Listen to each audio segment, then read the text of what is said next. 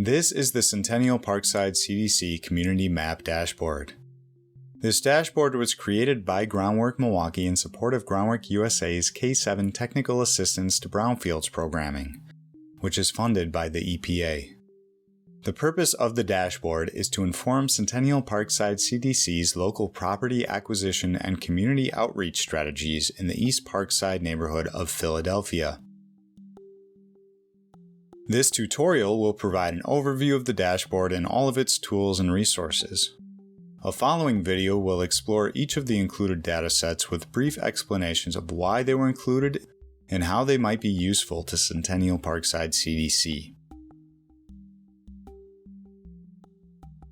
The dashboard is publicly available on the web using the URL in the address bar. Anyone with this link can access the application. In fact, it might be a good idea to have the dashboard open in a separate browser window so you can pause this video and follow along. If you do follow along, don't be afraid to explore. You can't break it. And if you get lost, you can always just hit the browser refresh button to return to the initial view. So the dashboard is published and set up for link sharing, but is not currently linked to any public-facing website. It could, however, be easily embedded or linked in a website if publishing the application is determined to be useful for engagement and outreach. This is an example of an embedded web map on the Groundwork Milwaukee website. An option is included to open the map in a new browser window. Before we begin our tour of the dashboard, let's take a couple of minutes to talk about what makes a dashboard a dashboard. The dashboard is a web application made up of what are called elements. Each element has its own little box in the browser window. Dashboard elements can do all kinds of different things, but the one thing they have in common is that they all summarize and display data with the intention of providing a data-driven overview of a focused location.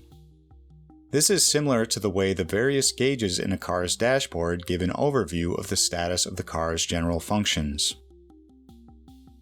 In this example, the East Parkside neighborhood is the car, and the various indicators summarized in the dashboard elements, or gauges, can provide insight into the socioeconomic and political mechanics that motor day-to-day life in the neighborhood.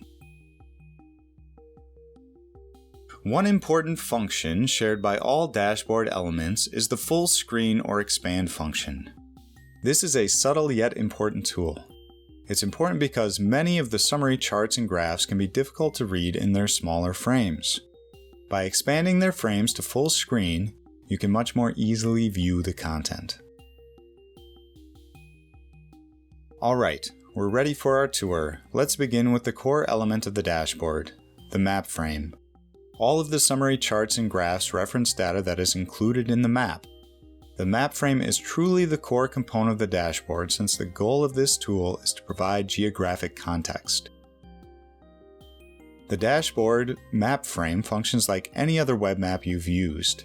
You can use the mouse cursor to grab and pan the map, or use the scroll function on your mouse or trackpad to zoom in and out.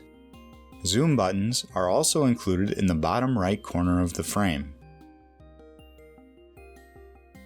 There's a toolbar in the top right of the map frame containing a series of 5 buttons. These buttons open important tools that will help you explore the map. The first button opens a search bar. The search bar allows you to locate addresses and other locations of interest on the map. For example, the Centennial Parkside CDC office address.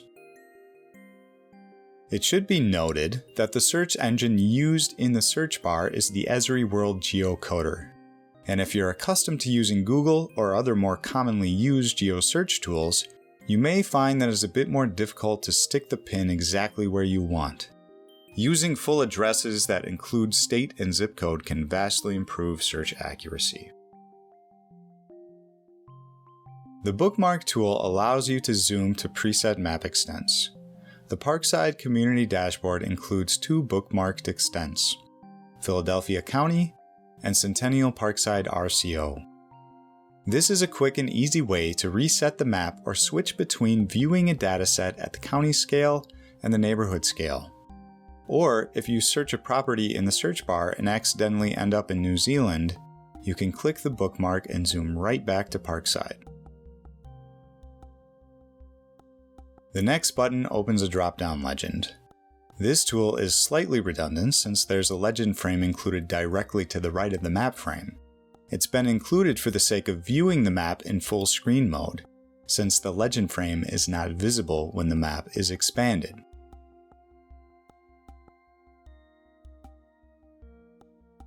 Our next tool is perhaps the most important tool in the toolbar, the Layers tool. The Layers tool is so important because it functions as the library of all the layers published in the map. The default map is set up to display only administrative boundaries.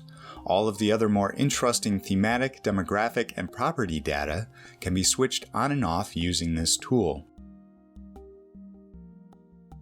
When you click the Layers tool, you'll open a list of thematic group layers. Each group layer contains multiple individual layers. Click the triangle next to the eye icon to expand the list of individual layers included in each group layer. Click the eye icon next to any layer to display it on the map. To hide or display all activated layers in a group layer at once, click the eye icon next to the group layer name. There is a ton of data included in this dashboard. I'll be providing a second video that walks through the individual layers and touches on where they come from and how they might be useful for Centennial Parkside CDC. The Basemap Selector allows the user to switch between a list of basemaps. This can be useful as some basemaps provide better contrast to the thematic symbology of data layers than others. For example, the race.density map included in the demographic group layer is legible on the light gray base map, but is more easily viewed on the dark gray base map due to the higher color contrast.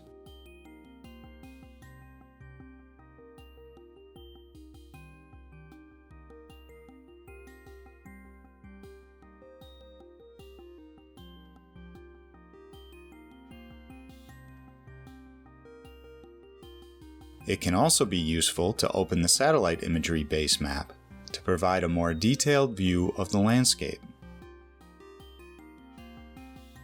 There's a long list of possible base maps. As a general rule of thumb, keep the base map subtle when trying to display thematic data layers so the base map does not impact the legibility of the other layers. When displaying thematic data, I typically use the light gray canvas base map. One important map tool included in the dashboard are feature pop-ups. Most of the map features included in the layers list have pop-ups that provide more information about the individual features on the map. To open a feature's pop-up, just click on the feature you'd like to further explore. Here I've turned on the Philadelphia Properties and Assessment History layer. By clicking on an individual feature, it's possible to view the assessor's entire file for that property, including info like owner, market value, and year built.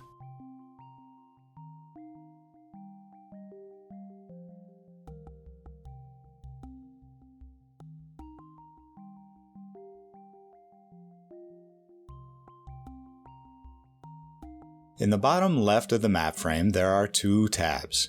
The Interactive Legend tab opens a second map frame. This map includes a legend which allows the user to filter data layers based on qualitative categories.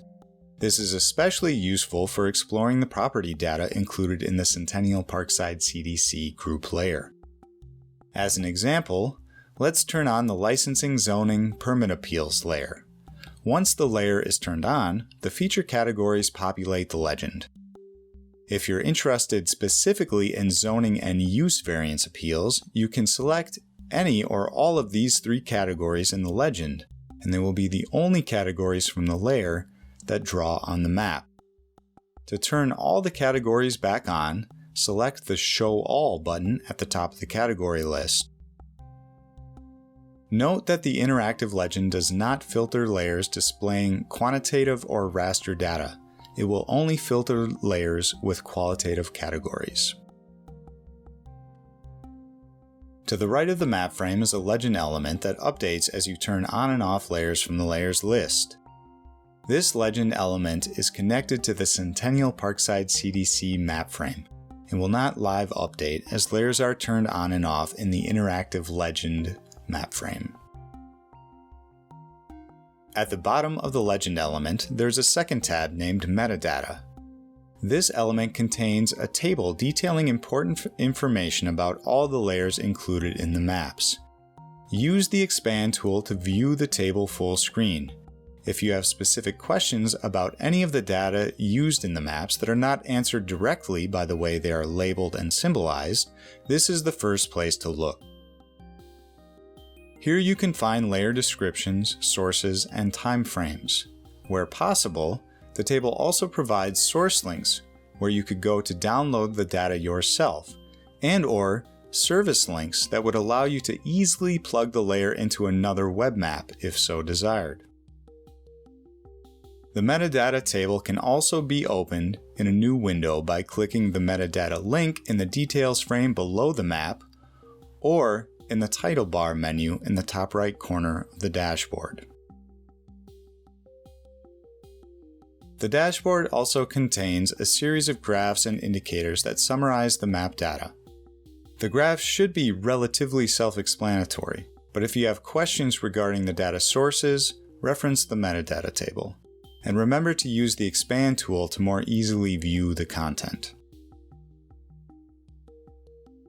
For indicator and graph elements, summarizing data collected at the block group level, like the Census Bureau's American Community Survey, or ACS, the default is for the indicator and graph elements to summarize the data for Philadelphia County. If you'd like to adjust the summary graphs to display block groups only contained by the Centennial Parkside RCO, use the Block Group Selector located on the far right of the title bar. The Block Group Selector allows you to filter the indicator and graph elements to summarize any or all of the block groups in the RCO. As you can see, when I select an individual block group in the selector, the graphs adjust to reflect its indicator values. Click Select All to select all 4 block groups, setting the summary elements to reflect characteristics of the RCO as a whole. To reset the graph elements to Philadelphia County, deselect each block group or click Reset. There is currently no print or export function available in the dashboard. If you'd like to print a quick map, the best way would be to take a screenshot that includes the legend. If you'd like a more professional printable map made of any of the layers included in this dashboard, please reach out to any of us at Groundwork USA. Okay, that does it for your introductory tour of the Centennial Parkside CDC Community Map Dashboard. We genuinely hope this tool provides valuable insight into your work. Please let us know if there's anything we can do to improve this resource or to better facilitate your effective use of it.